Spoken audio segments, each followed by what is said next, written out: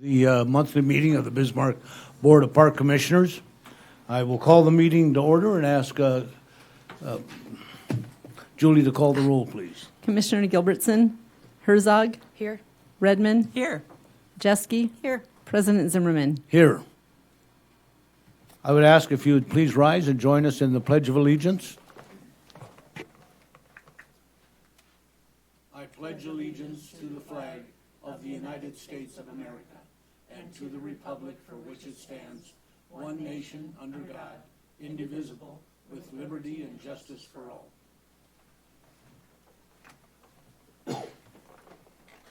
Thank you.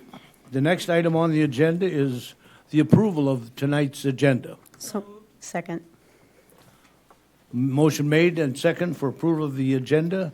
Julie, if you'll call the roll, please. Commissioner Herzog, Yes. Redmond, Aye.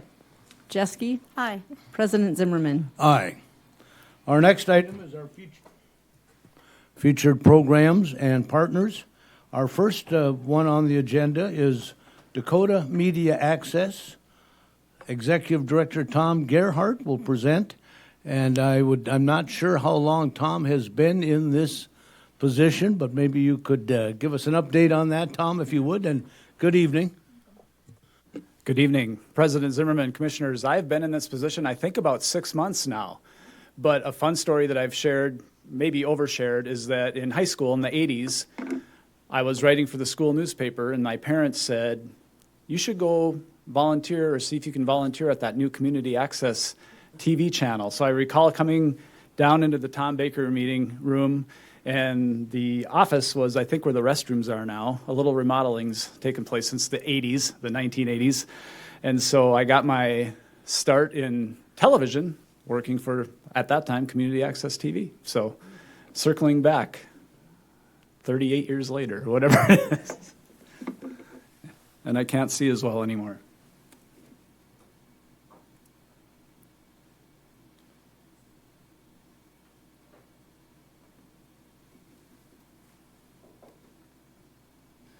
But I wanted to share with all of you ways that hopefully we can sustain and build our partnership. As I mentioned briefly, Dakota Media Access has been around for 38 years. We've been televising meetings for that entire time in different ways. I used to run big bulky cameras down here, and now we have them fixed in place, which is much easier. But we are a community voice, really your voice, the voice of Bismarck and Mandan. We exist solely to amplify all the amazing things happening in our communities. And going back to 1987, let me see if I can get this moving along here. We've been providing those meetings, and I wanted to tell you the government meeting channel that we have two channels, Community Access, which highlights community events, and Government Access, which are all the government meetings. 65% of our web traffic comes solely to view government meetings, archives, and updates. Pretty fascinating statistic. In 2024, we televised 330 meetings, and that was over 400 hours of coverage. We do this with a staff of 5 full-time people, which includes an executive director, an accountant, so that leaves 3, and 3 part-time people. So it's pretty amazing what we're able to do with the limited staff. Our partners are, as you can see on the screen, City of Mandan, City of Bismarck, Morton County, Burleigh County, and the City of Lincoln. So we provide meeting coverage in one way, shape, or form for all of them.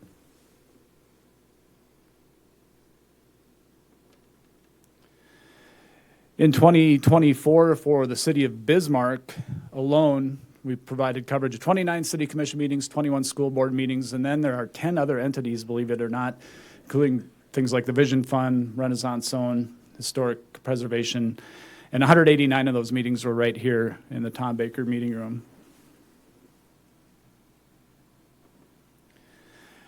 More specifically, for the Park District, we covered 12 meetings, one a month, and we had the one candidate forum that we were able to cover as well.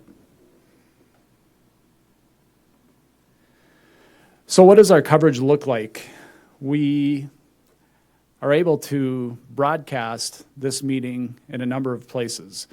On cable, if you have cable. If you don't have cable and you just have antennas, that's channel 2. If you have cable, it's 602. Online on our website, you can find it. We have an app that you can download, Dakota Media Access. You can watch it when you're out on your pontoon or enjoying our beautiful trails in Bismarck. And also, we then have Facebook Live. So right now, this meeting's on Facebook Live. So a lot of streams to the same source. We then are able to archive on YouTube. Facebook will keep the meeting for a month. They have a new rule that they'll delete the meetings after a month.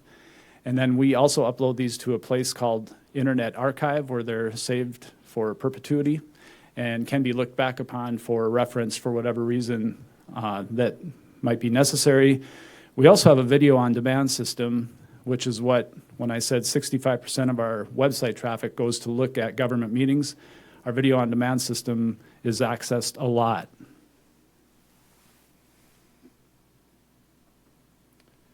So more specifically, last month's meeting had over 500 video on demand views. Now, the analytics are very difficult to come by. I don't know if those are 3-second views, how many people watch the entire meeting, how many people scrub through things like that. The company that we utilize provides us with some great platforms, but not a lot of data yet. And we've been working with them to try and find more, as have other access stations across the country.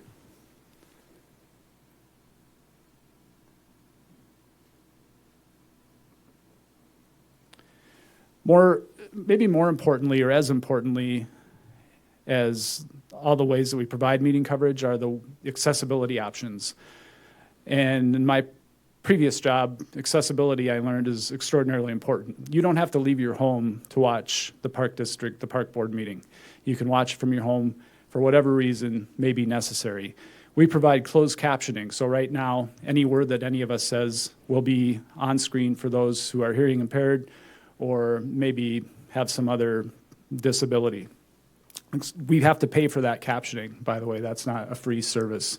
So we pay basically a per word, in essence, to provide that service.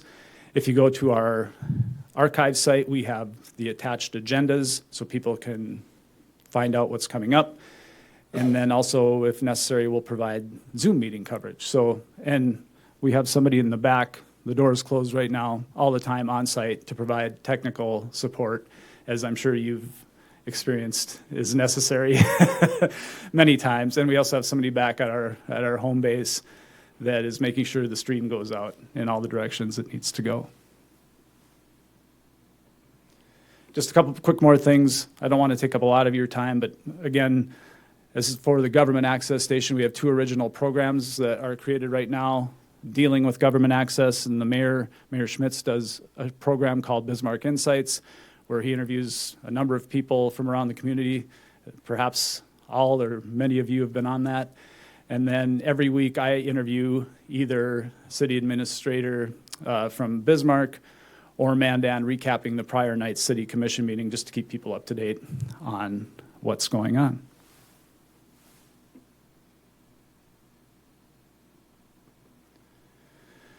Just quickly about the Community Access Station. These are some of the local programs that we provide.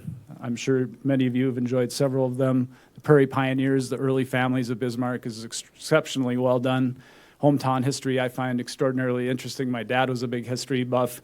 And then Sunday, it's over a dozen church services that we play throughout the day, various denominations that people can, again, access without leaving their homes. We just introduced our first recurring homegrown show, Nodakian After Hours, which is a pottery show, interview style. It's the first show that has been done in over, I think, around a decade in our studio that is a recurring program. So we're pretty happy about that. We want to get more shows going and off the ground. And Dakota Growing is a great show that NDSU Extension does on a variety of things, flowers, gardening, you name it. Very well done.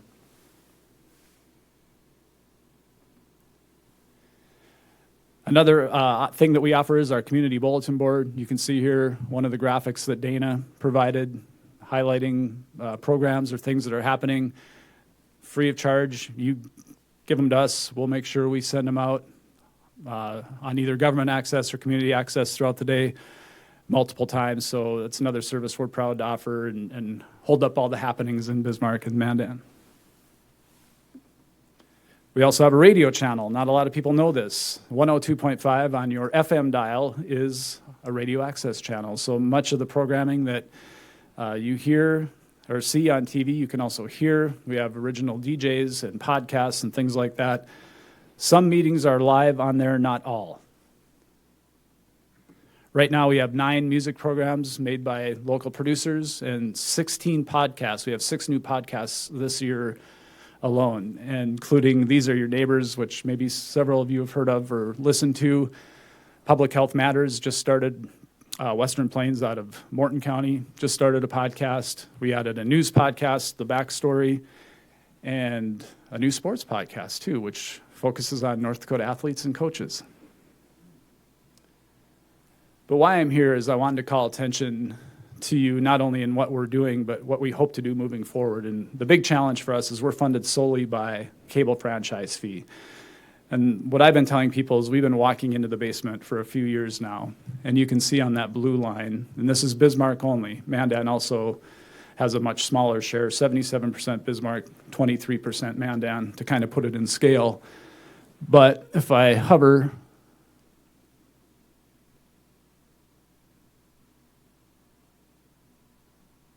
well, easier said than done. But in 2019, you can see between $1 million and $1.2 million was the cable franchise fee provided to the city of Bismarck. They gave us a portion of that. The portion they're giving us is indicated by the green line, keeps going up. The portion we're receiving keeps going down.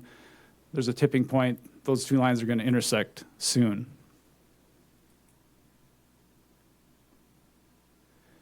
This is another look at the percentage of the collection. In 2019, we got 40% of what Bismarck was allocated. 2024 is 74%. Not sure about 2025 or 2026 yet, but doing some math, it looks like that cross-section, that tipping point is going to come, whoop, I skipped, in probably by 2027. And so that means we'll still have a decent amount of funding, but we won't be able to grow. And the average drop every year is just over 4%. The average increase the city provides us is over 11%. Well, they can only get to 100%, and then that's the best they can do. So what are we doing about it? I've been meeting with Kevin and other community partners to ask if there is any chance of, or inviting the opportunity, I guess, for some modest contributions just to help us move forward and provide the services that we provide to uplift the work that you and all the great Park District employees are doing. And who have I talked to? Everyone on the board there. Those are the partners that we're looking at to see if there can be any help financially to help us continue our mission and vision and uplifting Bismarck and Mandan. And we're utilizing a formula of not just number of meetings, number of hours of meetings, trying to look at equipment needs, but also the work we have to do on the back end to archive, the things we have to pay for like closed captioning and all those things, and taking it all into consideration, knowing full well that budgets are tight and that everyone has tough decisions to make. So it's not an ask or a request or an invite that I make lightly, but one I just wanted to call your attention to, knowing the great work that my staff does and the prior director, Mary Van Sickle, has done for so many years in Bismarck and Mandan. And I think you probably all know how to contact me, but if not, there's some information. But I'd be happy to answer any questions anyone has. Well, thank you, Tom. Yeah, thank you, Tom. I'm sure we have some questions. We'll start with Commissioner Jeske. Thank you, President Zimmerman. Tom, I just had a couple questions. So Yes. you talked about the 500 views. Are those, do you know, is it a 500 single people, or is it President Zimmerman going on there Right. 499 times watching himself So on I TV? don't know. Okay. What I do know, so we just hooked up Google Analytics when I started this spring. And so in the last 5 or 6 months, I've been able to draw some, that's why I know 65% of our traffic goes toward any of the government sites.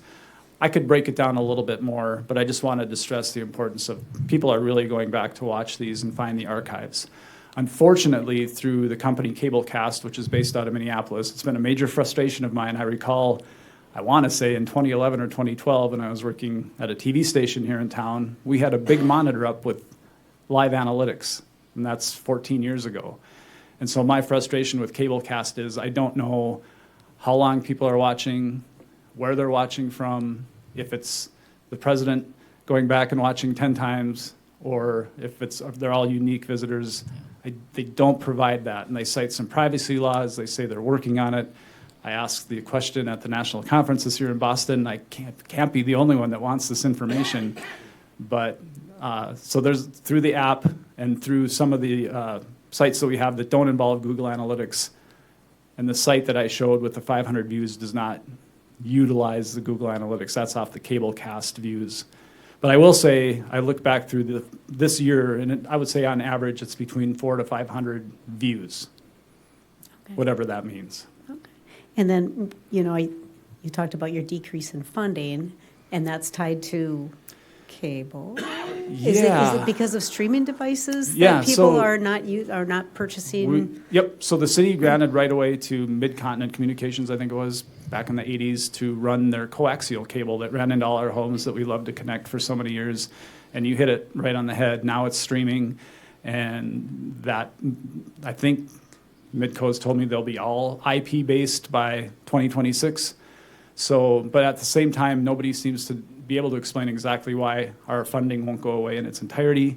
I also know there's another negotiation coming up in a couple of years, but what I do know is the amount of money that Midco's allocating to the cities of Bismarck and Mandan has been on a steady decrease.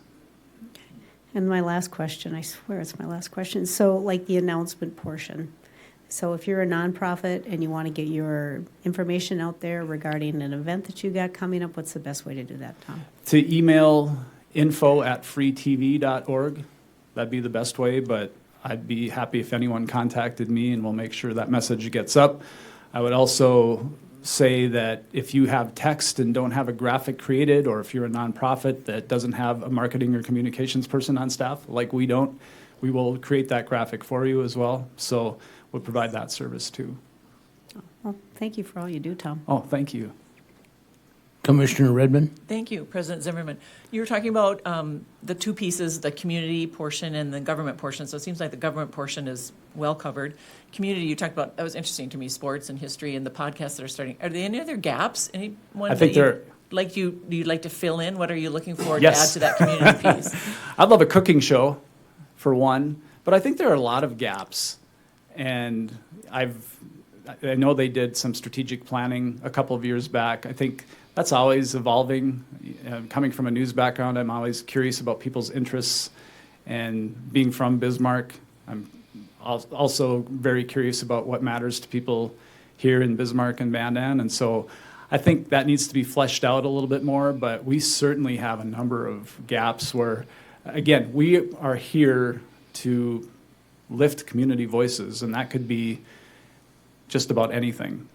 And so, I thought a great show, I was in a conversation the other day, would be, you see all these classic cars rolling down and around town in the summer. That'd be a great thing to feature, one car a month or something like that. That'd be a great video feature. So that's just one or a couple of examples, but the sky's really the limit. It's just a matter of then what can our staff handle with, as you can see, 330 meetings that we're responsible for covering a year as well. So, but we're eager to take on more work and provide more content to our consumers. Well, thank you for that. Appreciate it. Commissioner Herzog? Thanks, President Zimmerman. Thanks, Tom. You're 6 months. You're doing a great job. I know it's big shoes to fill with Mary having been there for a long time. And 25 years, yes. yeah, we're not going to say that out loud because she's still just a young 29. spring chicken. But, we talked a little bit about government access and your funding. And is it right that it specifically comes from the cable television? Cable franchise fee. Okay, Yes. got it. Because I was curious, when you have fiber and other things, or you've got the internet, but you don't have TV, are you paying that Right. fee? So it would That, be. oh, sorry, go ahead. Go ahead. Well, I was just going to say, that's what's not quite clear in conversations I've had, even with government relations representatives for Midco and North Dakota and South Dakota, is that once all the coax is gone, how does the funding piece work? And I haven't received a clear answer on that. I know it's not going to go away once they go just to IP-based, but it's definitely in jeopardy, and it's projected to go down. I think Bronx TV in New York, as a not really apples to apples, just laid off 13 people yesterday. It's a major concern nationwide, and we're a PEG, public education government channel, so we hit a lot of lanes. Not every entity is created equal. We're the only place like this in North Dakota. The city of Fargo, I believe, has city staff that covers the city commission meeting, but they're few and far between in the Midwest. Well, you guys do a great job, and I mean, just for my own day job and my own curiosity, I watch a lot of the meetings that are on here, and so, having enough staff and the equipment as well. I know there's been some remodeling in here, and you have PTZ cameras, and You know the acronym. equipment, That's great. Pan tilt zoom. But for the equipment down here, are you feeling pretty solid about everything that you have to do down here? Yeah, we'd like to make some upgrades, and a lot of what happens in here, the city will take care of too. And then we're also annually able to make one-time requests for maybe a major piece of equipment. Nothing too significant, but you can imagine the servers we have, and they're like $30-some thousand a piece to keep archives. And then we have a redundancy with this Internet Archives, which is separate from us, but provides free uploading services, because we think it's important to capture this history and to provide that context for people who may want to go back and understand things fully. But this could use an upgrade. I feel pretty confident saying I know the city is, thinking about things down the road and what that could mean, and with the county moving to Provident Life, what's that going to mean? So we have really, really good relationships with the cities, and we'll make sure that we move forward with great equipment and cost-effective equipment. Well, I look forward to the conversations, and hopefully, that they are fruitful for you in the future. Thank you. Thanks. Tom, I have a couple questions. Yes. You mentioned, if I heard correct, Bismarck's the only city, Bismarck-Mandan, in North Dakota that provides such a service? The way we do. So Okay. as I mentioned, just to be clear, you may have seen an article a month or two back. Dickinson was televising on YouTube, and they decided to discontinue that. But that was city staff again, and Fargo has a very nice room, but city staff, to my understanding, take care of that. I was just out of curiosity. Yeah, to see. we're the only one that has an outside, we're a nonprofit. Dakota Media Access is a 501c3 nonprofit, so we're the only entity set up like this in North Dakota, I think in South Dakota too. I'm not sure that Sioux Falls. And it's getting too far into the weeds, but everybody's different. Not everybody does all the things that we do. My last question is, and early in any development, but we all hear of cuts in federal programming, such as PBS. Yep. Is there any connection there where, they would partner with you at least on some programming, or has that not even been in a realm of discussion? That's not been in the discussion. We're funded by a single revenue source, that cable franchise fee. Prairie Public, to my knowledge, had that federal funding, had some state funding. We receive neither of those. Neither of those. So, if it got to the point, all cards have to be on the table. Would we have to change our mission or vision? We'd have to explore all those options. But as of now, that has not been explored. Well, thank you, Tom. I appreciate as all the board commissioners do for, having the service to Park Board. I hear from people quite often. They joke and say, get your hair cut or something. we seen you on TV. So thank you, Tom. I And appreciate it. Best wishes in the new position as you keep going forward. Thank you very much. It's a community service I'm proud to be a part of, so I appreciate all of your time. Thank you. Our next partner and program is from the Dakota West Arts Council and Executive Director Jason Toms. If I hope I'm pronouncing the last name correct, Jason? Thomes. but Thomes, well, okay, we're there close we go. enough. I just Good first, evening and welcome, Jason. well, thank you. I just first wanted to thank the Park Board and Bismarck Parks and Recreation District for, I'm connected in so many different ways. I am also the past president of the curling club, and so I've worked with Kevin and Dylan, and it's just the support that we get throughout our community is really a blessing. And so I'm here on behalf of Dakota West Arts Council. We partner together every year in the summer to offer free programming in the parks. We have Kids Summer Stage, which offers 10 sessions on Wednesdays at noon in Custer Park, and we've been doing that for a number of years. This year we actually expanded our programming a little bit, offered almost an hour and a half worth of free programming to families and kids. I think we had as many as 160 people at one of those events one day, because actually some buses from some day camps drove in from Mandan and from different parts of Bismarck to come just to see Chris Kitko and us do our programming. And so the support that we get from the Parks and Rec, it really helps us to make that happen. The other thing we've been doing is doing a summer song series, and that happens usually once a month on a Thursday night. For a number of years, we only did 3. This year, we said we want to do a 4th one because it seems like, people want to be outside in May, maybe not in July as much. So we did the last Thursday in May, and we had a great group of folks come out. But there's a really special grant opportunity that we've applied for, and Dana has been a part of that with us. And so the Parks and Rec helped sign on to that grant request, and that is to the Levitt Foundation, or the Levitt Music Series. And this is a national granting organization that focuses on free community concerts in the park. And we've applied for $96,000 over a total of 3 summers, so $32,000 a year, which has to be matched. And we want to help us expand our summer songs in the park. We worked with the staff, and we kind of came up with the idea that we would do this out at McDowell Dam if we get the grant, which would be just amazing, because folks could be at the beach or riding in a paddle boat while the concert's happening. And the number one thing in my mind is the way we keep people excited about concerts is to keep their children busy somewhere else. So, I think a place like McDowell Dam is a great opportunity. But this year we actually offered art projects to kids when we were out at General Sibley while their parents were watching the concerts. And so, they're always trying to find ways to make arts projects free, open to the community, outside. And so this grant is just, I don't know, it's life-changing. I heard about it about 3 years ago. I almost wanted to see if we could apply for it then, but I was only a board member of DWAC at the time, and it didn't seem to fit. And so this year, we applied. 300 cities or communities applied, and we made the cut of the top 100. And so the next stage is voting.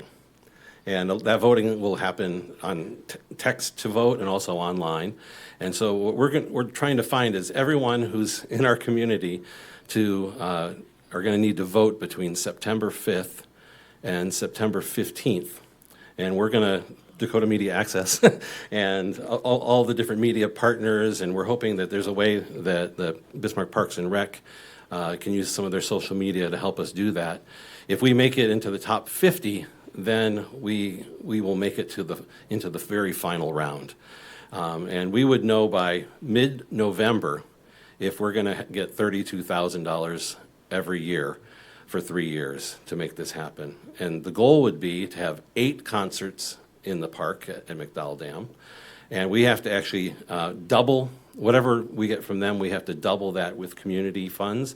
Part of those funds would come from what we get from Parks and Rec each summer. But we're going to also be really working in the community to see if we can get some corporate sponsorship. We're going to have a stage. We're hoping that we get someone, maybe one of our local bars or something will help sponsor the stages so that we can do this. I think we're going to need to spend somewhere between $8,000 and $10,000 per concert in the park. And we're looking at bringing regional, maybe national level folks. I'd love to see some of our North Dakota famous people come back, Tiger Lily Gold, or the Waddington brothers out, and they're just amazing. So Michael Cartwright, maybe try to get him to come and do something. But what we're also going to do if we get this grant is have a headline or a band that starts it off, and that would be a local band. So we're going to try to highlight some of our local talent, also try to bring in some regional talent, and it would be just a really great thing. So we just need everyone to vote, and then we'll have to, if we get the award, maybe I'll have to come back and we'll have to talk a little bit about some other needs. But I think that this could make McDowell Dam Park even more accessible, give it a little more flexibility in what we could do out there. I know that things like cross-country meets happen and things like that. It might be a place where it would be good to have a little stage where people could get their awards or something like that, Or it might be a place that we could bring bands out throughout the summer, even in a different time, just so folks can enjoy that while they're at the beach. So I'm here just to tell you about this really neat partnership that we're doing. We've made it from 300 down to 100, and Dakota West Arts Council is just very thankful for the many years of partnership we've had with the Bismarck Parks and Recreation District. So, any questions you might have? Commissioners, Commissioner Redmond? Thank you, President Zimmerman. Jason, thanks so much. Yeah. Dakota West Arts Council has been around for a long time, and I'm happy that you're on board. Year 45. That's amazing. I was poking around at the website a little bit, and I know for local art groups or individual artists, there's a grant in 2025. Is there going to be a granting opportunity again in 2026? Yeah, well, this is one of the things we've been trying to do is really control our spending in a way that we can give more money out into the community. My view is that the arts are important to help build our community, help bring people together, and try to offer as many free arts experiences as possible. So one of the goals of our granting that we did this last year, we granted almost $25,000 in grants out this year, was to try to get different arts organizations and artists in the community to figure out ways to offer free arts opportunities to the community. Now, that might be them doing something in one of the parks, like Northern Plains Dance has done a number of things around the community.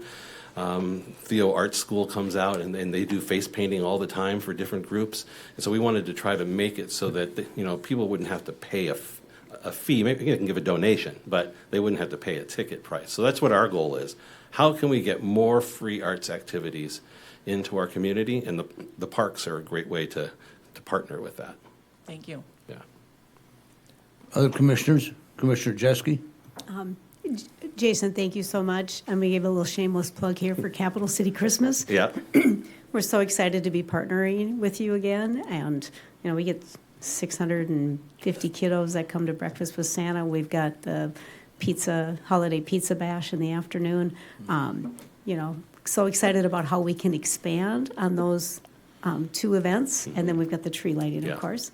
But, one group I think about at McDowell Dam too is the Bismarck Triathlon community, and I think a stage would be fantastic for the event that they put out there. But just super excited to be working with you and Capital City Christmas this year. Well, we're excited for Capital City Christmas. Really does a lot to provide grants into the community to help celebrate the holidays.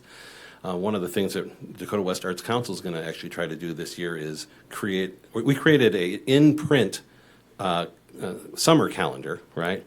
It seems like crazy that we need to put anything in print nowadays, but there's a whole bunch of folks that don't go on Facebook. The newspaper doesn't do quite as good a job at communicating in print events anymore, and so this is really a thing. So one of the things we're going to try to do this year is be able to help advertise all the holiday events that are happening in our community between mid-November and January to get so that folks know about it. So we're trying to do more and more to inform people about what's happening. We had our summer arts calendar. If you totaled up all the events that we had listed in there, there was 120 different events available, and most of them free. So there's a lot of exciting things that are happening in our community, and whatever we can do to promote that, I think this Levitt Foundation grant could really make a big difference, bringing people from outside our community in for 3 whole summers. And you know, Jason, I know you're heavily involved with Dakota Pro Musica as well, and we Yeah. appreciate the fact that Dakota Pro Musica provides music at the holiday tree lighting, which is the Saturday Yeah. after Thanksgiving. Yeah, it's I wear so many different hats, and all of them seem to touch the Parks and Rec, including the golf courses. Jason, Commissioner Herzog, go ahead. I was just gonna say, Jason, thanks.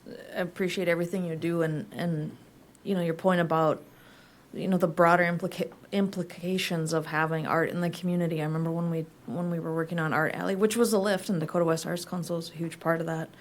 It was the #1 Instagram spot in the community, so it is an economic development tool, I think, and the Yeah. more we can consider it that as well, I think the more that we're going to get buy-in, and then it looks great as well, on top of all of that. So it definitely is an economic development indicator for the communities of Bismarck and Mandan. Yeah, thanks. Well, I just actually got an email from Applebee's because they're going to, I guess, redesign the inside of the Applebee's, and they wanted to find out what photos they could have of the community, and they really wanted some of the Art Alley.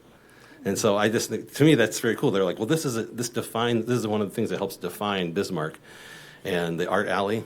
I was like, well, I'll get you pictures. Yeah. We'll make it work. So. Jason, I have a question on the grant. Is there one final winner, or is there several final? I think there's about 30 final winners, and these are all cities under 250,000 people. You can't be near to any of the other ones, but luckily we're in North Dakota, so we're not near anybody. And the only other city in our region that has actually won one of these grants was Sioux Falls, and they won it a couple years ago.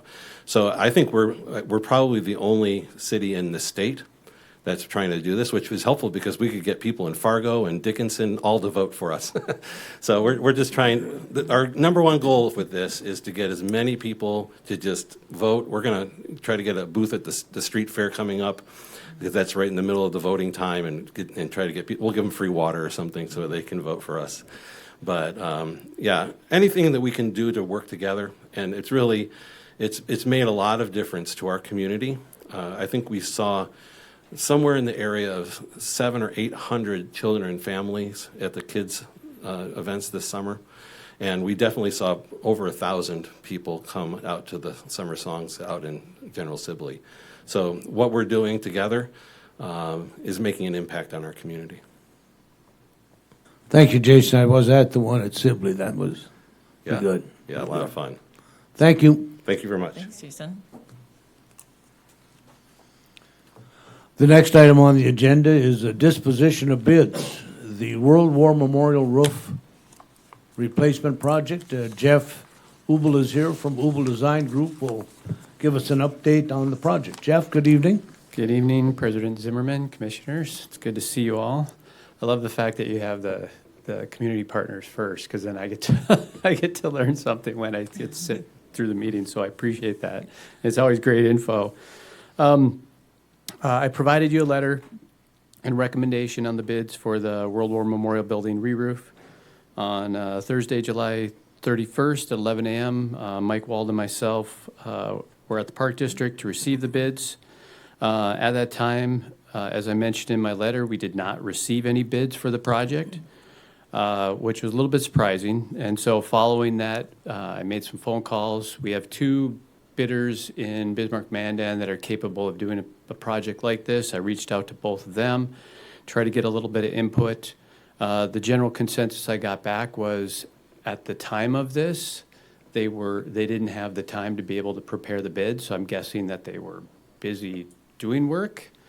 So from that, I certainly questioned their ability or their interest in considering this if we rebid it. Also following that, and having some conversation with some of the other local contractors in regards to projects that are happening. There are 3 roofing contractors from Fargo that are doing work out here right now. I contacted all of them. They certainly have an interest in pursuing this project. And so given our local bidders and the contractors from Fargo, I feel like there is some interest out there. I just think at the time that we bid this, the timing just wasn't quite right. And so I'm recommending that the park board, at least at this point, consider re-advertising the bid. We have everything prepared to go out if you have the interest, and we'll work with Kevin and the staff to get this going if you'd like to. So if you have any questions. Commissioner Jeske? Thank you, President Zimmerman. Jeff, so if we rebid this, what would be the time frame on the project? Yeah, that's a good question because we're kind of at an awkward time right now. That's what I was thinking. So there's enough time to do the work. It's a question of whether they have the time to get started to do the work. And so I think what we would do in terms of our bidding is we would provide them with a reasonable amount of time to get the work done before it snows. And based on the response that we get from the bidders, if it feels like they need some additional time or we need to make some time adjustments, we can have those conversations with them at the time. That's the same. As that information becomes available. In some instances, it's very summer to what happened with the re-roofing on the 4-H building, if you recall. We bid that in the summer, and it actually didn't get done until the following year because of timing. That was going to be my question. I mean, Executive Director Cliffel, would we be able to move the, I imagine this is budgeted, correct? So would we be able to move the budgeting into the dollars into next fiscal year if we have to? President Zimmerman, Commissioners, Commissioner Jeske, yes, we have had to do that before, and that wouldn't be an issue. Okay. All right. Thank you, Jeff. Yep. Commissioner, Jeff, that was my question as well, what the timing would be on that, but thank you for that answer that we could look at moving that along. What are the wishes of the commission? I move that we authorize staff to re-advertise the World War Memorial Building roof project for bid. Is there a second? I'll second. Any further discussion?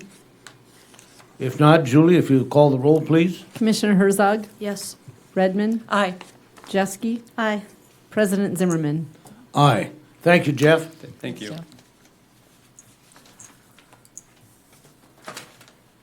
Next item on the agenda is the Channel Drive Hay Creek Interceptor Main to Divide Avenue project.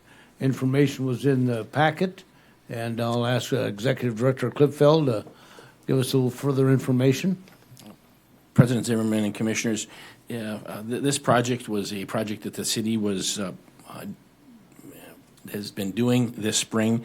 We were talking with the city back in 2023 and 24 about this project and how it would affect the trail between Divide and Rosser Avenues.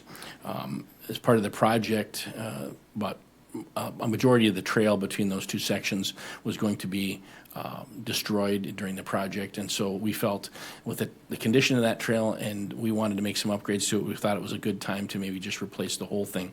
And so we had budgeted $120,000 for this project in 24, hoping that the project would get done that year.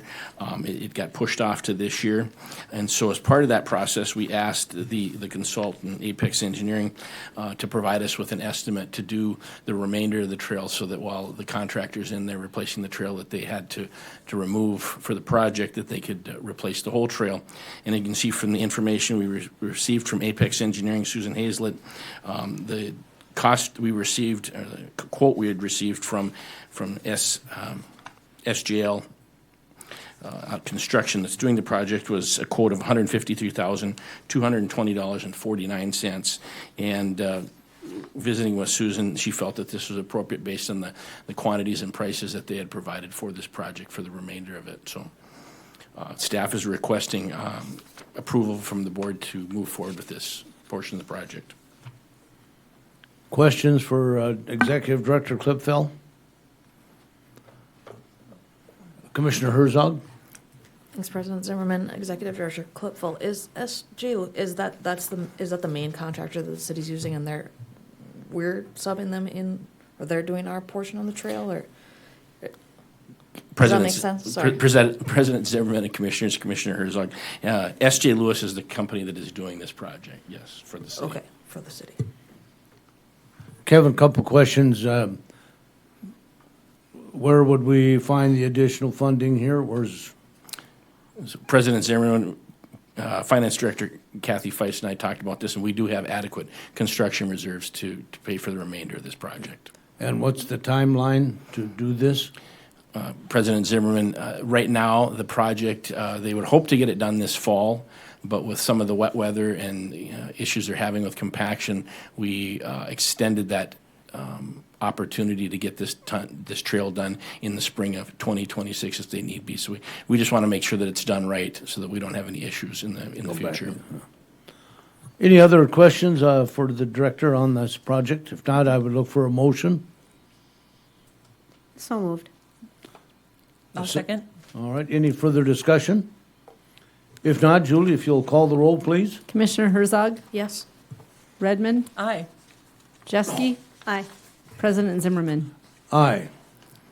The next item on the agenda is a project update, and Executive Director Cliff Fell will give us an update on a number of 2025 projects. Thank you, President Zimmerman and Commissioners. Just wanted to give you a short update on a few of the projects that we have going on in the district this year. The first one we started this spring was repainting at the VFW Sports Center. We're in Rink 1 and the curling rink, along with the locker rooms and the lobby. That project is wrapped up. We're getting everything back on the walls and getting ready for ice season. The ice plant is up and operating, and we'll start making ice shortly. But that has been a nice improvement. If you remember, Tom Briggle was here, Partners in Programs, and requested this, and this was something we already had on our radar. So it was a nice improvement. It really does look nice up there at VFW Sports Center. At the BSC Aquatic and Wellness Center, the video board replacement project, we did get a contractor lined up for that. We had a couple of windows that we asked that they get that done with. The early window just didn't fit their schedule with trying to get equipment. So right now the plan is to get that video board replaced in between the girls and the boys swim season, not to conflict with any of the other swim clubs, the swim club that has practice and events in there. So they have a window from in late November, early December that they'll be completing that project. Next one is the trail project along South Washington from Meridian Drive to General Sibley Campground. If you've been down there, they've completed all the concrete and asphalt work, and so now all they need to do is some of the landscaping, some of the dirt work abutting the trails, and some fence work that needs to be replaced down there. But that's going to be definitely a nice addition to our trail system, and I know a lot of people are excited to be able to go all the way down to Sibley from the north end of town. The next project that we're working on right now is making some improvements to make the Lions Park tennis courts multi-purpose. So we had some concrete work done there, and now we're waiting for the concrete to cure before we resurface that, the tennis court lines, along with adding pickleball court lines over there. So once we get that those done, hopefully shortly after Labor Day. We've got portable nets for pickleball, so we'll have some opportunities to really make that a multi-use facility and really ramp up the use there at that park. So we're excited about those opportunities. One of the projects that we bid out this fall, had to rebid, was the Tom O'Leary golf cart paths. We did get a contractor in, and we're just waiting on the final contracts and getting all the information in line, but they plan to start this fall, hopefully in mid to late September, and get that project done. And that is going to be a 3-phase or a 3-year process that we're going to do to get all those cart paths from tee to green at Tom O'Leary. This first phase includes holes 10 through 13 and number 16. And then the last project we started working on is the Century Bark Park. We've been trying to add some fill up there, trying to get rid of the low spots in that park and get the water to drain from the different areas. Our staff got started in there, had to take some trees down in I call it the common area between those old softball diamonds. It's really low. It's about 6 to 8 feet of fill that we have to put in there. And so the trees, most of those trees will have to come out because they won't make it when we get that fill in there. But our staff did get started on that, and usually we had hoped to use some of our mowing staff to to help with that. But with the way the weather has been this year, we're still trying to keep up with the mowing, and so we've kind of put a pause on that. But as things hopefully slow down here in the fall, you'll see some more activity up there, and hopefully get that filled in here before winter. That's what I have to update you on. If anybody has any questions on any of those projects, I'd be happy to try to answer them. Director Clipfell, I have a question, perhaps for all of our pickleball users out there. How many courts would we now be able to stripe at Hillside Lions Park with this renovation? So, President Zimmerman, we will have 8 pickleball courts there in addition to the 2 tennis courts that'll still be there. I apologize if I missed that number earlier. I wasn't sure, but I know that. All right. Commissioner Herzog? I've been got him. promoted. Thank you, President Commissioner Zimmerman. Executive Jesse. Director Cliffel, I know you talked about portable nets, so where will those portable nets be stored? And how will people access them once we get them? President Zimmerman and Commissioners, Commissioner Jeske. So, as you know, the activity of pickleball is really, we'll have planned times that they'll be set up with all the courts, and then our goal is that maybe part of the time we'll have maybe half of them set up so we can still allow tennis to play on one side and pickleball on the other side. Thank you. Other questions on projects? Commissioner Herzog? Thank you. President Zimmerman. I just wanted to say thanks again. The Shiloh opening was awesome in July, and then we had our first event, or DJGA had our first event there. Tons of kids, tons of parents that were caddying, sometimes 2 bags on one shoulder if they had 2 kids, and it was just such a needed thing. And so thanks to everybody that's been up there doing the hard work and mowing. I mean, I can't even keep up with the mowing in my yard, so thank you all for just getting out there and getting after it. It's humid, grass likes it, but needs to be mowed. But just wanted to say we've gotten so many great compliments on having the Shiloh back. So kudos to everybody. Thank you, Executive Director Klipfeld, for that update. I would echo what Commissioner Herzog said. I know when Kevin and I visit every week, it's, the staff is busy with mowing. We're mowing, on top of everything else, the responsibilities of outdoor facilities, indoor facilities. Now that the outdoor pools are closed, I'm sure the Aquatic Center sees an uptick in use. So, yeah, we say it often, and I don't think we say it often enough to thank all the staff. I know a number of our seasonal staff has already left, back to school or whatever, but I personally want to thank all the staff, our managers, our directors of the various departments, to thank you for, I think, what I believe was another good season. The parks look great.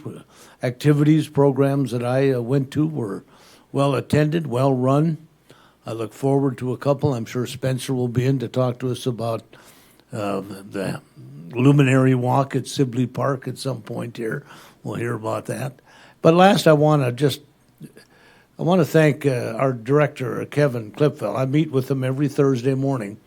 And a couple Thursday mornings I walk out of there and I think Kevin's juggling a lot of things here for the district. I mean, that's his job. He's our director. But I want to publicly thank him because he keeps me well informed.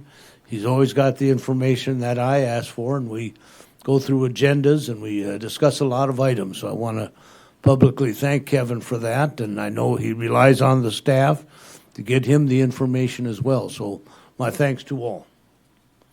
So that said, I would, last item on the agenda, or second to the last, I guess, is the consent agenda. And I like to read that to make sure that folks know what we're talking about here. A variety of items have been placed in a consent agenda. A consent agenda can be approved with one motion, or an item or items can be removed for additional discussion and separate action. Staff recommends approval of the following items: consideration of the July 17, 2025 board meeting minutes, and those minutes were provided for our consideration. Information on an easement to the city of Bismarck for the municipal ballpark easement. That information is also provided for the folks, if they're watching, that has to deal with some streetlights and signage there on that corner.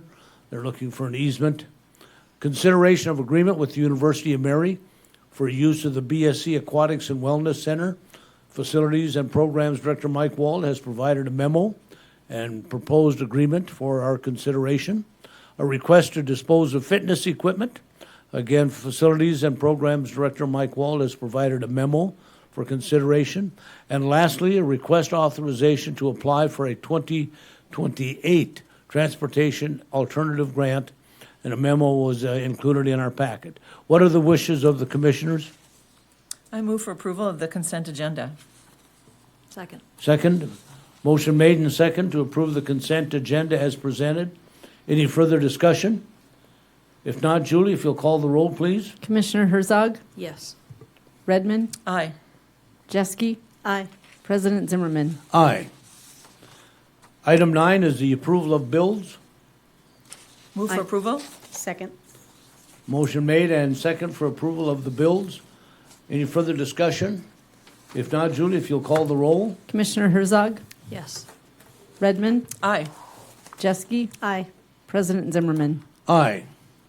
The next regular board meeting of the Bismarck Board of Park Commissioners is scheduled for September 11th, 2025 at 5:15.